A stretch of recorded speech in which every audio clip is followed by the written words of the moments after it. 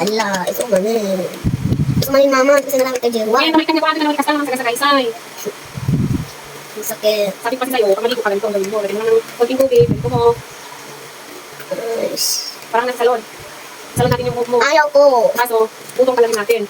Ano di salon mama? Salon pa lang. Pwede pa rin. Pwede pa rin. Tukang nakikita natin ulit pa straight.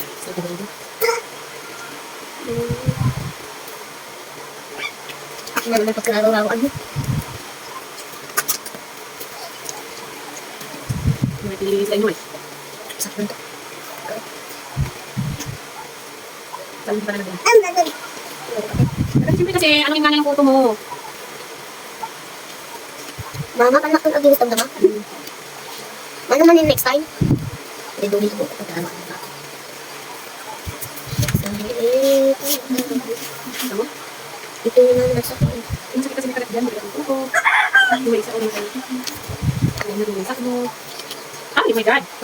Yung mga hindi mo nakikita, makita mo, makuha mo dito. Paggamit ka ng shampoo. Yan sila. Tatay?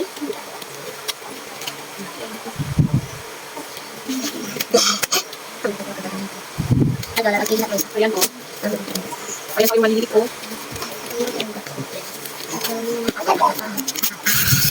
Ganyan, para mas madaling matanggal, yan ang gawin nyo. Diskarte. Naligo na sila, naligo na yung ito. Ayan ko. Yung kanina maliliit. Ano yung sakit dito? Siyempre, nakagat nga yan.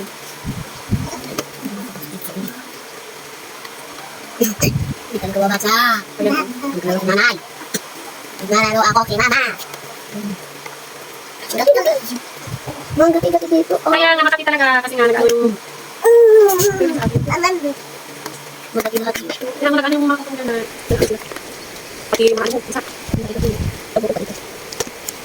Kanina, hindi ko makuha na ito. Wala ganito kanina, nung hindi pa nilagyan ng shampoo. Pero ngayon, madaling sila makuha. Ayan po. Ayan sila po. Pero, ito guys po. Pero, okay, ko kita. Ito na lang isa. Ito na sa dito kasi.